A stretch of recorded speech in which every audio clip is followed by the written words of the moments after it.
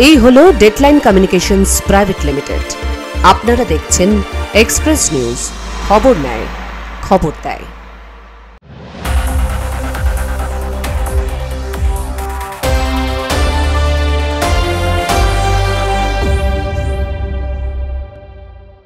Express Midday brought you by Coal Mine Associated traders private Limited. নমস্কার, Express নিউজে আপনাদের সকলকে জানাই স্বাগত। আমি মৌপ্রিয়া। শুরু করছি আজকের এক্সপ্রেস মিডডে।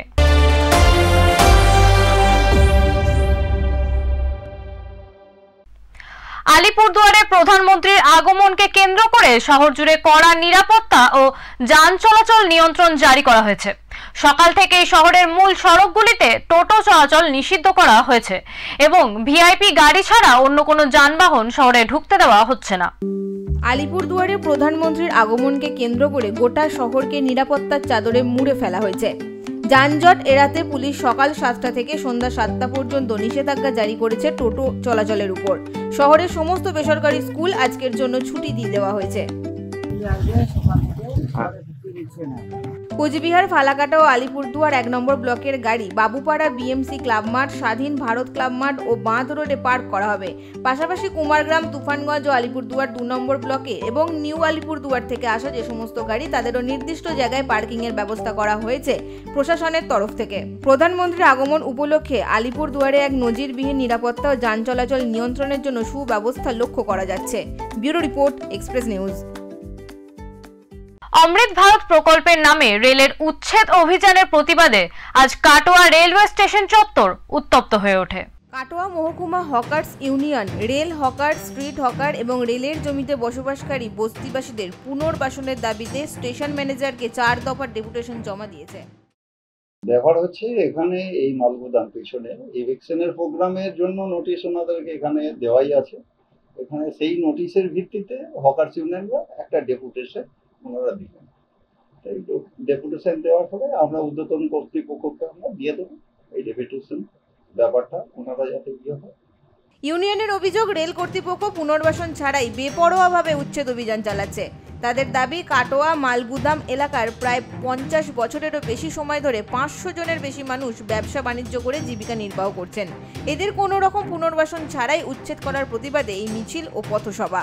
তবে রেলওয়ে কর্তৃপক্ষ আগেই উচ্ছেদের বিষয়ে জানিয়েছিল। এই পরিস্থিতিতে হকার্স ইউনিয়ন এবং রেল কর্তৃপক্ষের মধ্যে সংঘাত তৈরি হয়েছে। Bureau report, express news. সিঁদুরের বদলা নিতে জাতীয় পতাকা উড়িয়ে বিজয় উৎসব নদিয়ার ভারত বাংলাদেশ সীমান্তে। কাশ্মীরে জঙ্গি হামলার ঘটনার পর বদলার প্রত্যাশায় অপেক্ষা ছিল গোটা দেশবাসী। গভীর রাতে পাকিস্তানের ভূখণ্ডে ঢুকে পাল্টা জবাব দিয়েছে ভারত। ভেঙে দেওয়া হয়েছে জঙ্গিদের আস্তানা। ভারতীয় সেনাবাহিনীর পাল্টা জবাবে এবার উল্লাসিত হয়ে বিজয় উৎসব নদিয়ার কৃষ্ণগঞ্জ বিধানসভার ভারত বাংলাদেশ সীমান্তবর্তী এলাকায়। জাতীয় পতাকা হাতে নিয়ে বিজয় উৎসবে মাতোয়ারা হলেন সীমান্তবর্তী এলাকার বসবাসকারী মানুষ। অন্যদিকে ভারতের পাল্টা জবাবের পর সতর্কতা জারি করা হয়েছে নদিয়া সীমান্তবর্তী এলাকাগুলিতে। ইতিমধ্যে সীমান্ত এলাকায় বাড়ানো হয়েছে সেনাবাহিনীর নজরদারি। বাড়তি নজরদারিতে মুড়ে ফেলা হয়েছে সীমান্তের গুরুত্বপূর্ণ জায়গাগুলিকে। পেহেলগাঁওয়ে হামলায় সারা দেশ জুড়ে প্রতিবাদের ঝড় ওঠে। দেশের পাশে প্রতিরক্ষার ক্ষেত্রে দেশ প্রথম, দেশকে রক্ষা দায়িত্ব সাধারণ নাগরিকেরও পড়ে, শুধু সরকারের নয়। তাই আমাদেরকেও সামনে এগিয়ে আসতে হবে। সকলকে সেই আহ্বান জানিয়ে আমি এইটুকুই বলবো যে আগামী দিনে আমরা এই প্রতিজ্ঞা নিয়ে দেশের পাশে থাকব এবং দেশের যত ধরনের পরিযোজনা এবং পরিকল্পনা থাকে সেই পরিকল্পনাকে আমরা বাস্তবায়িত করব সরকারের সাহায্য করে। জঙ্গি গোষ্ঠীর গোপন ঘাঁটিগুলো গুড়িয়ে দেওয়া সেনাবাহিনীকে ধন্যবাদ জানিয়েছেন জনপ্রতিনিধি থেকে সাধারণ জনগণ ও মহিলারা। মহিলাদের দাবি, সেনাবাহিনী ও প্রধানমন্ত্রী নরেন্দ্র মোদী তাদের সিঁদুরের মর্যাদা দিয়েছেন। আগামী দিনে পাকিস্তান যদি এর পরেও শিক্ষা না নেয় তাহলে গোটা পাকিস্তানকে জঙ্গি আস্তানা বলে চিহ্নিত করে মানচিত্র থেকে মুছে দেওয়া উচিত বলেই দাবি করেছেন অনেকে। এক প্রকার বলা যেতে পারে পাল্টা জবাবে খুশির জোয়ারে ভাসছে গোটা দেশ। Bureau report, express news. Express মিডডেতে নিয়ে নেব একটি ছোট্ট বিজ্ঞাপন বিরতি। ফিরে আসছি বিরতির পর।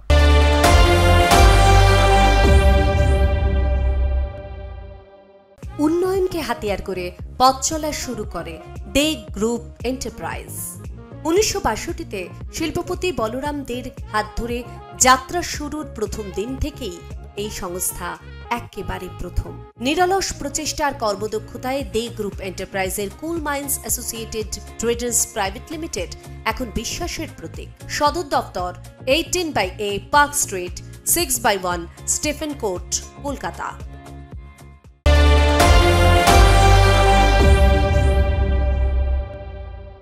ফিরে এলাম বিরতির পর। আপনারা দেখছেন এক্সপ্রেস মিডডে।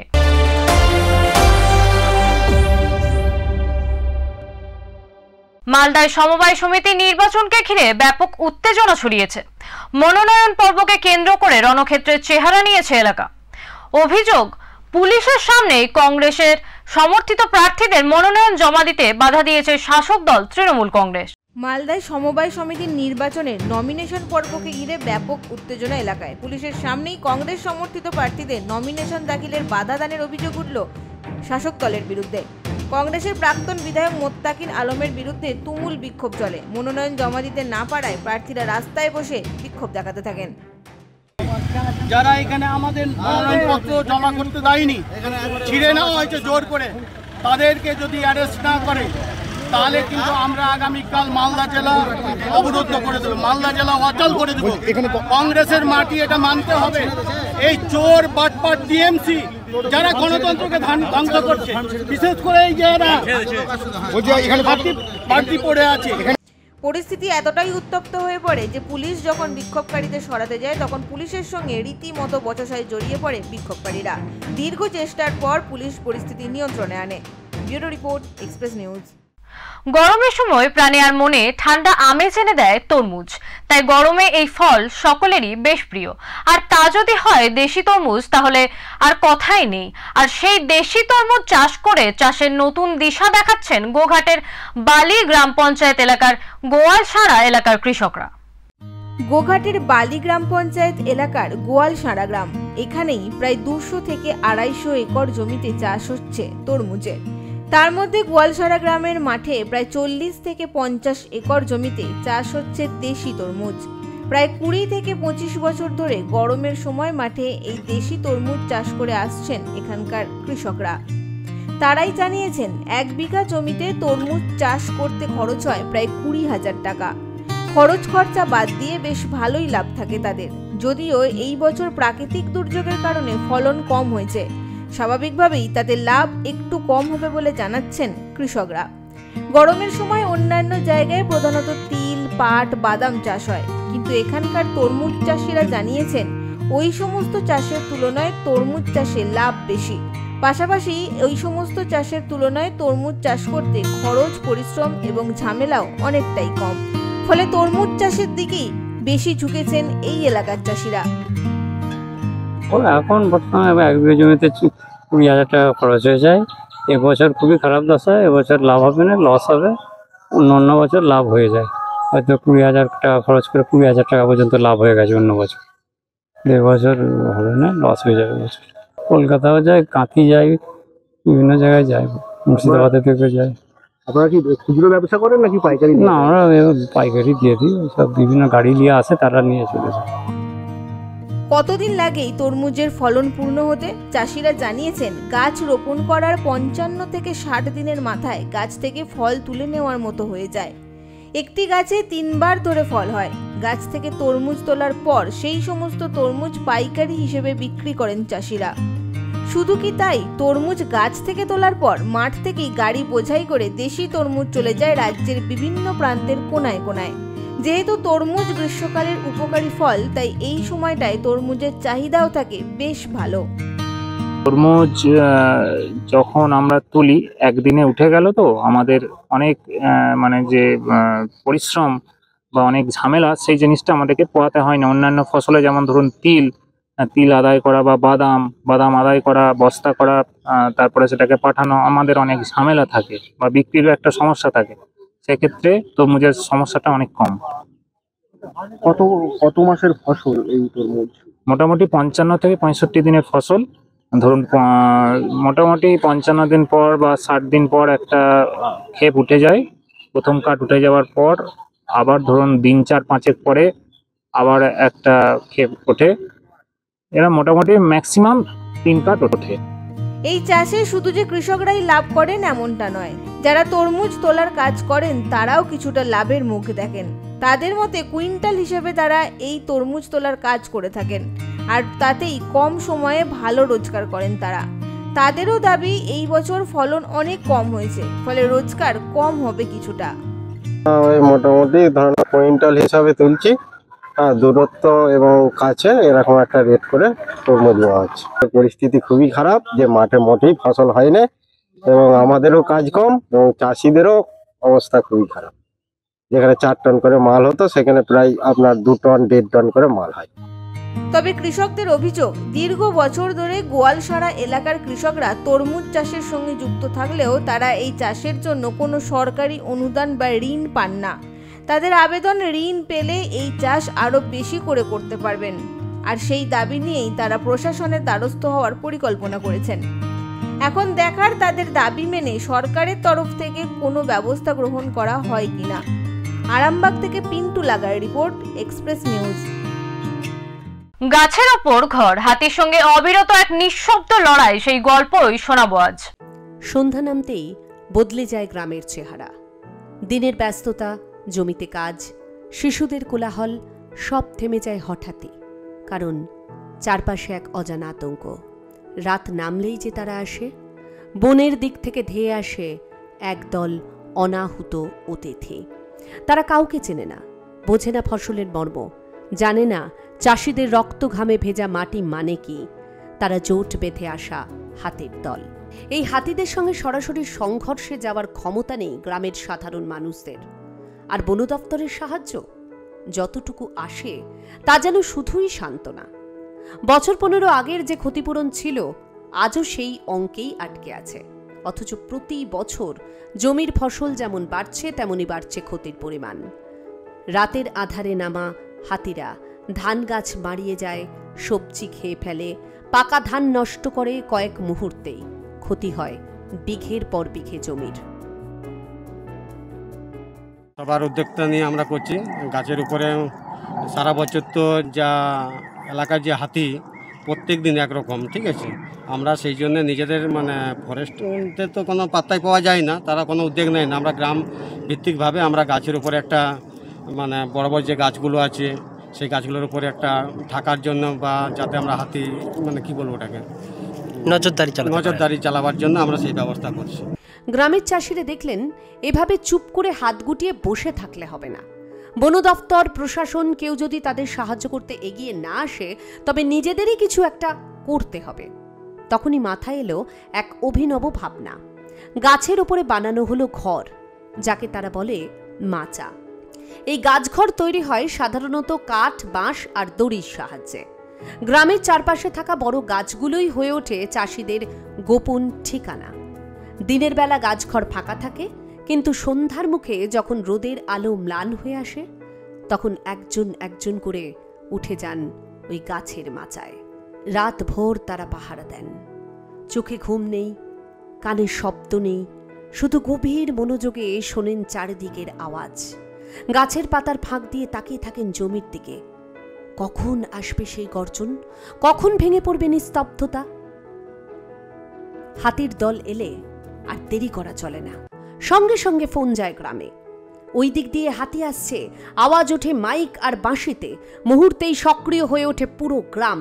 লাঠি, টর্চ, ঢোল নিয়ে বেরিয়ে পড়েন সবাই। লক্ষ্য একটাই, হাতির দলকে ফেরানো, ফসলকে রক্ষা করা। এই যুদ্ধ সহজ নয়। কখনো হাতি ক্ষিপ্ত হয়ে ছুটে আসে, কখনো গাছের নিচে দাঁড়িয়ে চিৎকার করে, কিন্তু তবুও হাল ছাড়ে না গাছের বিনিদ্র রাত জেগে থাকা চাষিরা। গাছের ওপরে থাকা সেই ছোট ঘর বা মাচাই তখন চাষিদের প্রধান ভরসা।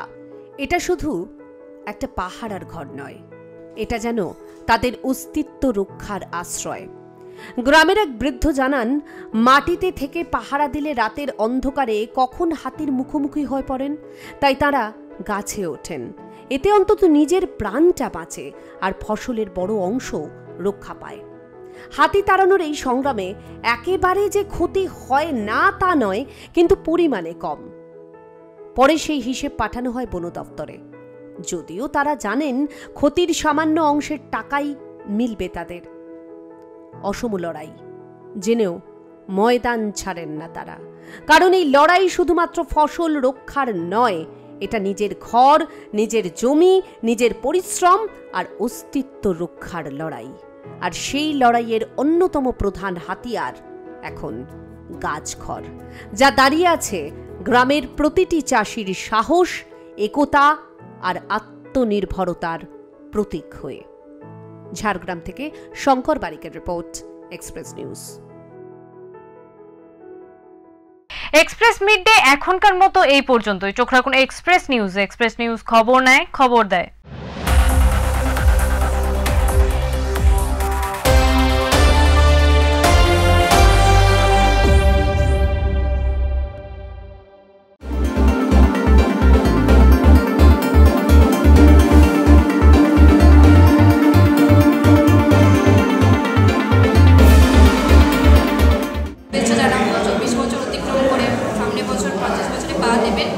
আমি আশা রাখবো যে সমস্ত এই এক্সপ্রেস নিউজের খবর রিপোর্টাররা আছেন তারা সঠিক সময় সঠিক খবর মানুষের জনগণের সামনে তুলে ধরবে, এটাই আমি আশা রাখবো এবং এই চ্যানেলকে অনেক অনেক শুভেচ্ছা।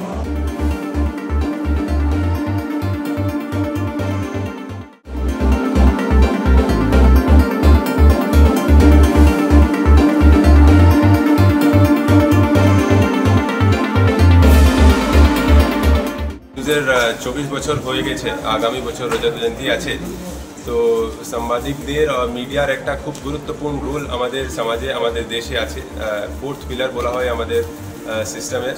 তো আমি আশা করছি আমাদের এক্সপ্রেস নিউজ যে আছে এই কাজটা খুব ভালোভাবে করবে আর সমাজকে ঠিক পথ দেখাবে, সত্যি কি আছে মিথ্যা কি আছে সেটা তুলে ধরবে সমাজের সামনে, আর ঠিক যেভাবে একটা রিপোর্টিং করার কথা সেটা করবে। আর সমাজ বা প্রশাসনের মধ্যে একটা সামঞ্জস্য, একটা ভালো সুসম্পর্ক স্থাপিত করতে আর সমাজের উন্নয়নের জন্য যা কিছু করা যেতে পারে সাংবাদিকতার মাধ্যমে সেটা করবে, এই আশা করছি আমার তরফ থেকে, আমাদের ডিপার্টমেন্টের তরফ থেকে। All the best.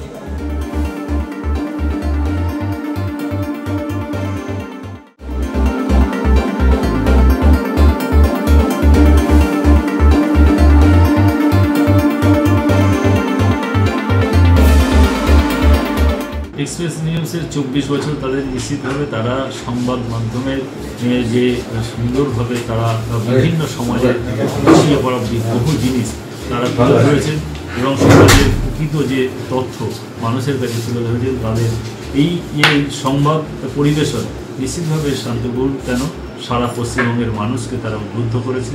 নিশ্চিত তারা এরও এগিয়ে যাক এবং তাদের সংবাদ মাধ্যমকে আমি ধন্যবাদ জানাই তারা এইভাবে মানুষের এবং সমাজের কাজ করার জন্য।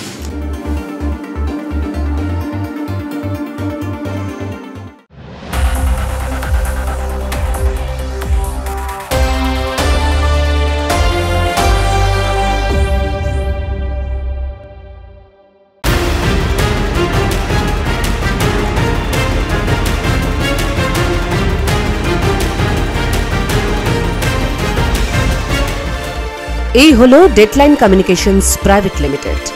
আপনারা দেখছেন এক্সপ্রেস নিউজ, খবর নেয়, খবর দেয়।